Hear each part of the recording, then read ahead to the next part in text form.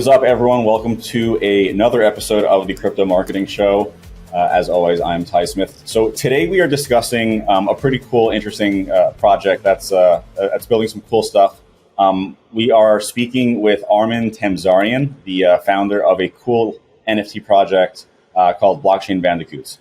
So just because of the quality and depth that these guys are building into their NFT project, as well as a lot of the cool kind of marketing initiatives and things they have going on, I thought it might make for a interesting conversation. So we'll go through a little bit of just the backstory behind Blockchain Bandicoots, what it is, what has gotten them to where they are today, and then of course discuss some of the marketing side of things, both specific to Blockchain Bandicoots and then just more general to the present NFT world, especially from someone actively building in the space. That's, in my opinion, super cool. All right, so welcome, Armen.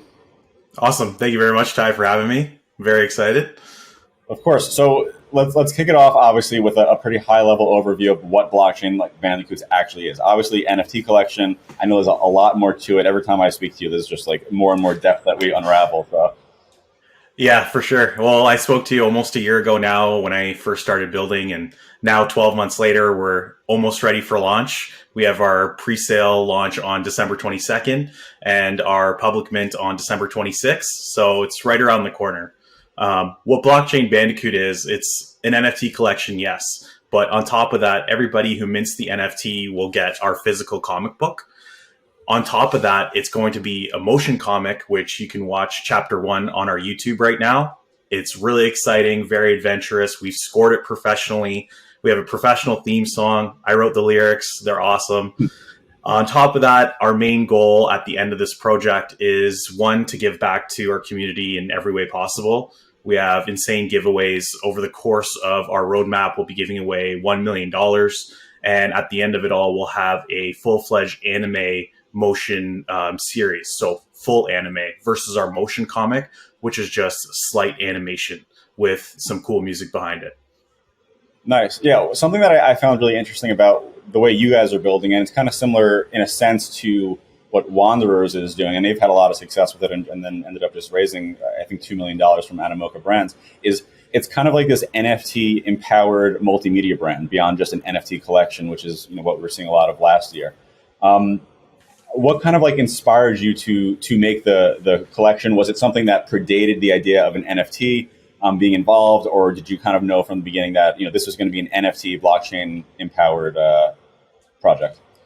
So my entire life, I've always wanted to make a story. I've always loved action adventure movies. I've always loved cool stories like Lord of the Rings, Star Wars, anime, watching Dragon Ball Z as a kid, watching Naruto, One Piece. All of those type of Japanese animes have inspired me. So my entire life, I wanted to tell this story that people could follow along and go through the journey with the characters, see their character development. So about a year and a half ago, I said, I really want to make a comic. So I started sketching very roughly this idea in my head. That didn't really go anywhere until I started getting into NFTs. So I got into NFTs just about a year and a half ago. I started flipping NFTs back and forth, making a little bit of money. And then I realized I don't want to be a flipper anymore. I want to make my own NFT project, something that's solid, that people can join in and feel like a community. So I ended up buying better projects like World of Women before it blew up. So I got pretty lucky with World of Women NFT. Once that blew up after their announcement with Madonna's manager taking over, I sold my NFT and took some profits from that. And there I was really able to fund my project. So then I was able to actually make Blockchain Bandicoots into a comic, get it professionally done, and bring my vision to life. And then from there, it spiraled out of control. From there, I wanted to make the full NFT project. I wanted to make it a motion comic. I wanted to score it professionally. I wanted to be a full-fledged anime. And then I said, how can I make my project a blue chip project?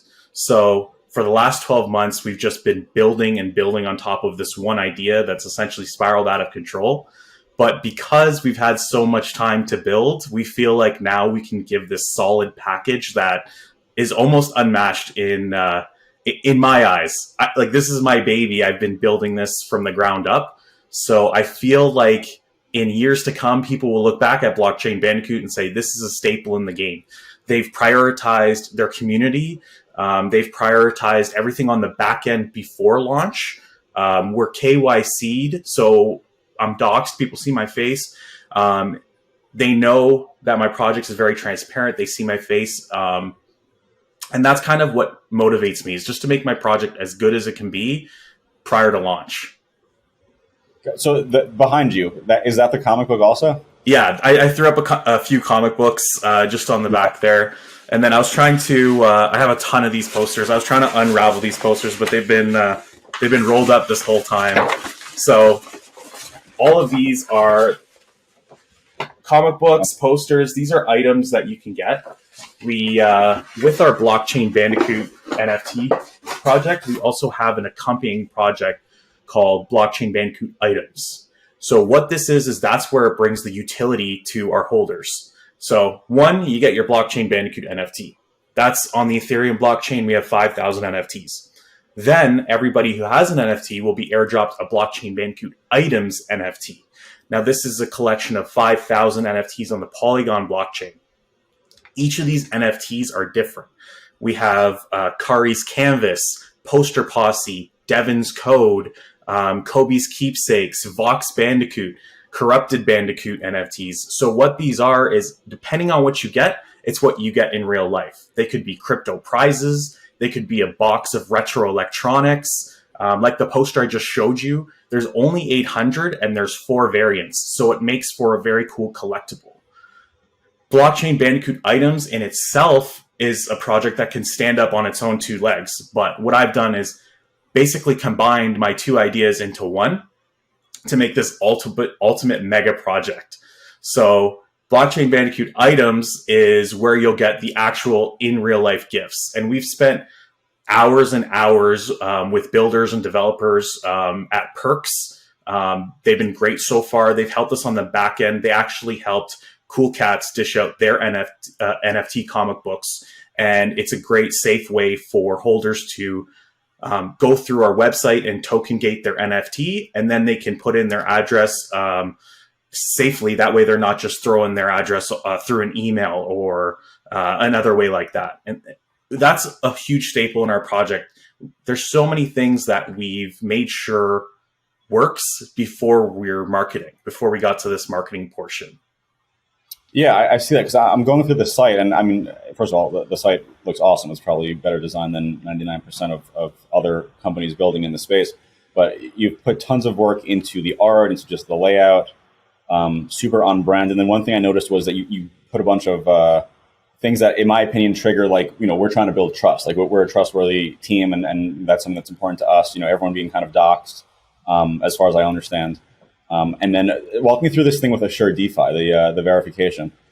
Sure. So what Assure DeFi does is it's a company that you reveal your identity to. So as a builder, you have a responsibility to your community. If they're going to be people that are minting your NFTs, they're giving you their working money to have a product. Just because it's an NFT and an NFT project doesn't mean that it's not an actual business. So these projects out there that have rugged people and taken their money, we take that very seriously.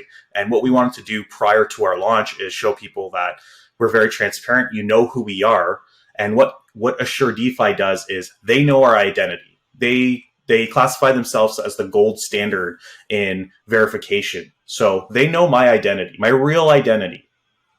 And if I ever rug the project, which is not going to happen because I'm going to be working on Blockchain Bandicoot for the rest of my life, regardless if we mint out within an hour or it takes a year, I'll be working on this idea and building on it for the rest of my life. But what they do is, if I ever go anywhere, you can contact them and they work with you and the authorities and let you guys know my identity. That way you guys can come after me legally and all that. And a lot of projects out there do not do that. Yeah, no, I think you honestly are the first one that I've seen do that. It's definitely an interesting concept. To take a step back, I mean, obviously we spoke about the inspiration of the project and how the high level of project overview looks. what got you into Web3, crypto, blockchain in the beginning? So my roommate in university, this is dating us back like 10 plus years ago. He got into Bitcoin really early, would always tell me about it. He talked about the blockchain and I was like, okay, go away. This is silly. And then years has gone by and I've learned so much about it now, and it's here to stay and it's not going anywhere. And on top of Bitcoin, there's the NFT aspect of Web3 and the blockchain, and how it's basically this ledger that everybody has access to that can read what transactions have happened. And I've just fallen in love with Web3 and NFTs and the blockchain, because in business, in Web2 business, you don't really know what you're getting. If you're doing business with a company, their website can look great, their products can look great, their staff can look awesome and trustworthy, but then once you've given you their money, they could rug you. They could not provide that product. What Web3 has done, and what the blockchain has done for me at least, is if I'm working with a company and they provide their ETH address per se, you can see how much transactions they've done. You can see how much business they're doing. And that kind of provides transparency and trust that you want to work with this person, because look at all this business that they've done. Mind you, some companies do provide multiple wallet addresses just to protect themselves, but that aspect of just it being so clear and concise is something I've fallen in love with. Yeah, obviously everything going on with the FTX thing, the fact that we can kind of, for the most part, to some extent at least, track all the wallet addresses and see who has what they say they have and who doesn't is a cool concept. Yes. But that's awesome. So to go back to to what you guys are building, the comic book component. So it's interesting that we're seeing this trend, and I haven't seen it honestly, at least from my own eyes yet. This like concept of Phygital, meaning you're buying into an NFT and you're getting a physical component to it. For my own understanding, how does that work regarding like I buy an NFT? How do I get sent the comic book? Perfect. So with our partnership at Perks, if you have an NFT, what we've done is we have a secondary website that we haven't launched yet, but after we mint our NFTs, we're going to be releasing this website where you go in and you token gate your NFT. So what that means is you connect your cryptocurrency wallet and it allows you to access a comic book. So it allows you to get through a wall. And once you've got through that wall, you can enter in and check out your details. But people who don't have that NFT won't be able to get through the transaction process and put their details in. Got it. One other thing that we really like about Perks is that we also have a token checker on our website. So if somebody utilizes their NFT to redeem a physical comic book, if they sell it on OpenSea afterwards, the next person who buys that NFT will be able to check if that one has been redeemed or not. Because the last thing we want is for somebody to try and redeem their NFT and realize that the comic book has already been redeemed. So that is another huge factor that we really enjoy working with Perks. Yeah, that's awesome. I gotta, I guess, bring them on the podcast next. Yeah, but that's a cool concept. I remember going through something similar with Bored Ape Yacht Club, getting like the hats and sweatshirts. I've got like a closet full of sweatshirts that are going for like $400 on eBay now. Yeah. Awesome, very cool. So I was going through the OpenSea listing and going through the website a little bit, and I saw like there's like an element symbol in a lot of the NFTs. What is that? So this is another staple that I think NFTs are going to incorporate in the future as well. I haven't seen any other NFT project do something like this aside from Gary Vee's book games. So in our NFT, we have an element symbol on the top left corner of every single NFT. So I was a huge fan and still am a huge fan of poker and Texas Hold'em. I love that race to collect the perfect set. I love the luck of it. And I love that competitive aspect to it. So I wanted to create something like this in an NFT project. So one other leg of our project that makes it different is that there's not just the NFTs. There's not just the comic books and the motion comic and the items and all that. We have an element symbol that separates the type of Bandicoot that you're getting. So almost like Pokemon, when you have the fire Pokemon and water and ground Pokemon, we have water, fire, ether, wind, and grass. So these five elements you can collect. What we're doing for 36 months straight, once we mint out, is giving $10,000 prizes for three years straight. So right away, we're wanting to tell people we're here for the long haul. We're not going anywhere. And what this does is create a competitive match game. Every month, we're going to tweet out a link. In that link will be a 3D world that holders will be able to go through and try and find the clue. So when I say a 3D world, I actually mean on your phone or in your computer, you could click the link and you're going to have to search for our clue monthly. In the clue, it'll hint to what you should hold in your wallet. So the clue will pop up saying you should hold 3 fire and 2 water bandicoots. Then people will go to OpenSea and try and trade to collect the perfect set, the 3 fire, 2 water. And only the first person that collects the perfect set wins $10,000. And this will create this competitive match game month after month after month, because people aren't going to know what bandicoots to hold in their wallet. This is very unique because you can only hold 5 bandicoots in your wallet. Just like how you can only hold 5 cards in your hand in poker, same concept. So that is something that puts us aside from other projects. Additionally, after the 3 years of $10,000 prizes, we can continue to do match games forever as long as there's trading done on OpenSea. So we've listed that on our website. As long as there's trading and we have that commission, there will be gifts being sent out. We'll list out the clues every single month, and they're not going to be $10,000 prizes, but they could be a signed copy of the comic book or a signed poster or a lanyard or a hat. And I think this is really cool because it can grow as the years go by, and after 3 years are done, we can just keep building on it forever. Yeah, that's definitely an interesting concept. It's you've combined so many aspects of I think of Pokemon Go plus rewards that are actual rewards. I don't know. That's pretty cool. Thank you. Was that your idea? The giveaway? Yeah. Oh yeah. Everything in this project is my idea. I've had help from friends and family and our team. But essentially, I'm like the creative mind here. And sometimes I feel like I'm going crazy because I wake up in the middle of the night and think of something I want to implement.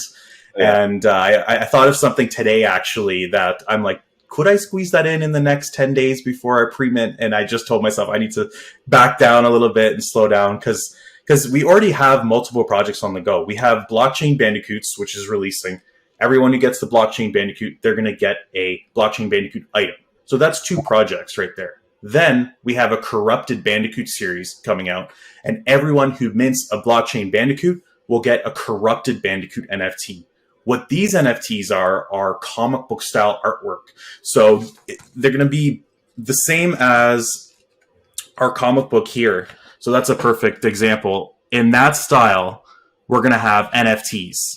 And they're solely corrupted bandicoots. So in our story, what happens is this villain named Corruption comes into the blockchain world, Barokuchen, and starts corrupting bandicoots all around the world, creating corrupted bandicoots. So I wanted to dish out these corrupted bandicoots to everyone who's a holder of our main project as like a thank you. So really, by minting a Blockchain Bandicoot NFT, you're getting 3 NFTs for the price of 1. You're getting your Blockchain Bandicoot, you're getting your Blockchain Bandicoot item, and you're getting a Corrupted Bandicoot. On top of that, we have one more project that we're going to release after launch, and I have to hold some of my ideas back until after we've minted out. Got it. Okay. Yeah, you're doing it probably the right way, because a lot of companies, especially in the past year, they were so quick to just we want to get to market ASAP to take advantage of a hot market. We're going to create this NFT, and then we're kind of build the utility and build the ecosystem afterwards. You're kind of I see it as approaching it from the other side. We've already built this whole ecosystem. We're just ready to give away the keys now to access it. So it's kind of cool. Do you think that's the right way to go? Was that by design? Was that intentional? It was not intentional, but I would do it this way over and over again in a heartbeat, because everything is done on the back end. Everything is done art-wise. Everything is done comic book-wise. And we're ready. We're actually already making chapter 2. It's amazing. I don't know when you sleep, but that doesn't surprise me. I know. I probably am pumping out like 80 to 90 hours between my Web 2 and this job. So, because this really is a full-time job, like creating the story, working on the website. Thankfully, my brother-in-law is a coder, so he's really helping me on that end. And I have just a really good support system to build this project, but it's something that brings me joy. And that's why I had a few AMAs this week, and one of the harder questions was, what are you going to do if it doesn't mint out in the first day? And my answer was very positive, because it doesn't matter if it mints out within 6 hours or 12 months, because this is something that is, the foundation is so strong that it's going to eventually sell once people get eyes on it. That's the biggest challenge, is just getting eyes on it. So to answer your question, we wouldn't change anything. We're glad that everything is done from launch, because we see roadmaps out there, and no disrespect to anybody who does their roadmaps this way, but in their roadmap that says, okay, step 1, we're going to launch a website. Step 2, we're going to create a social media page. I think all of that stuff should be done and ready to go if you're going to start marketing a project. You want to show people and the investors that you have put some solid time into this. So when you look at our roadmap, it starts right, like our second step is like mint out. So, and then everything after that, it shows very strategically, okay, once we minted 50% of Bandicoots, then we could dish out Blockchain Bandicoot items, because we'll have the funds for that. Then once we've minted out totally, then the element challenges begin, because we'll have the funds for that. And it's done very strategically in a way that we essentially cannot fail, because we put the time into it. We've thought about it, and this is the proper way to do it.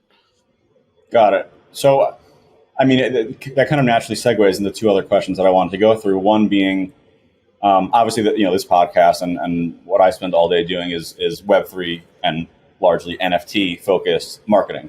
So, in the journey of where you guys have explored so far, what kind of takeaways have you learned that you can kind of share with our audience regarding like the marketing of an NFT project, like as it stands today in current marketing conditions and things like that?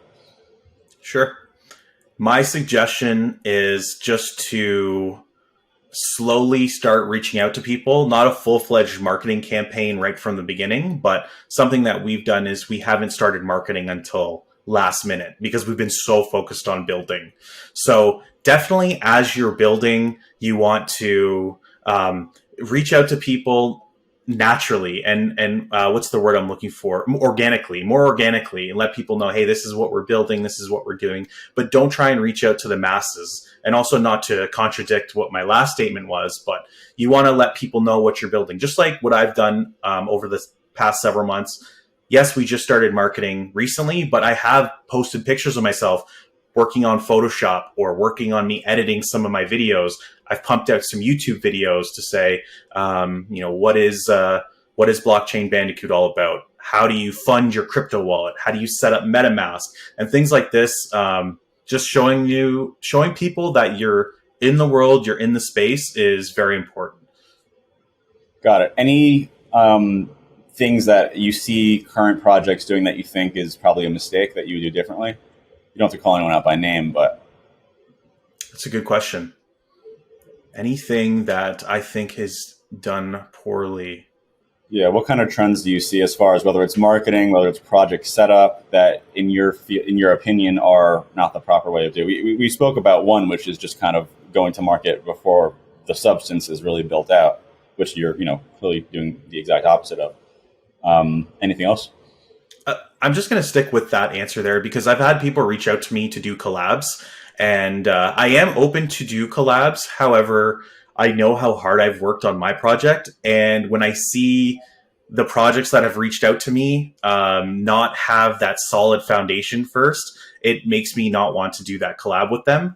But that's great that they're grinding and trying to build their community. But I do think that there should be the meat and potatoes first before you start trying to sell a product that isn't even a product yet. Got it. Okay, that's actually an interesting little marketing, Web3 marketing lesson right there, which is what in your mind, when a project reaches out to you to do some kind of cross collaboration, cross promotion, what factors are you primarily looking at? Are there any red flags that immediately say, probably not a good fit? So initially, what I'm looking for is to see a founder that's enthusiastic about their project. I want to see somebody that really values what they're doing and wants to go for it. I don't want to see somebody that, for an example, during another AMA, I heard that this founder was asked, "What would you do if this project doesn't mint out?" And his answer was, "I'd probably just give up." So Really? that answer, that answer would not be okay with me, because for people building something that on this scale, it should be just like you're taking your job in real life. You should be taking it very seriously. I mean, outside of your own collection, what NFT collections are you into? So I love Gary Vee. Gary Vee is awesome. I went to VCon last year. It was a really great experience. So VeeFriends, I'm very interested in VeeFriends. I'm very interested in VeeFriends. I went to VCon last year. I met Gary Vee. I actually gave him one of my comic books.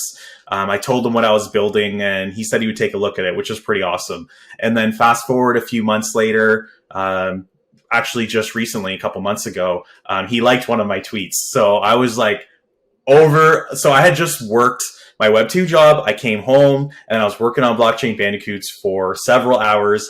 Then I'm like, okay, I'll send out one tweet. I sent out the tweet, and then he liked it. And I'm like, oh, I'm working for like 4 more hours now. Gotta get that grind in, because it was just so motivating. Like he was able to see my post and like it and like see my profile. And I always thought, like, did he remember me giving him my comic book? Did he remember our conversation that we had? So he's kind of like an inspiration to me, because, you see his face, he's doxed, you know who Gary Vee is. He's got this awesome project that he's giving back to the community all the time.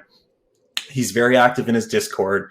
And that's something I strive to make Blockchain Bandicoots. I want, in years to come, I want people to look back and say, okay, Blockchain Bandicoots, yeah, those are right up there with VeeFriends, with World of Women. Yep, they all kind of mesh together. And I think we can do it if we just work hard enough. So to answer your question, VeeFriends is sick. I always was a fan of Shiboshis because they're just cute. So Shiboshis, I really like World of Women, and those would be the main 3 for now. Okay. Yeah. So on a parting note, where can listeners find you online in Blockchain Bandicoots and just follow the journey? You can follow our journey at www.blockchainbandicoots.com, or you could go to our Twitter at official_BCBC, or from there you could also add us on Telegram, which is Blockchain Bandicoots. So any one of those avenues is great, but I would suggest just going to our website, blockchainbandicoots.com, and then from there we have all of our links at the bottom: our Twitter, our Instagram, our Discord. You definitely want to jump in our Discord, because I check that like all the time, and I'm always responding as fast as I can. And yeah, our Twitter is also a great bet, because we're posting on that all the time too. Okay, awesome. Well, Armen, as always, great to chat, and thanks for being here. Awesome. Thank you very much, Ty. I really appreciate it. This was a blast.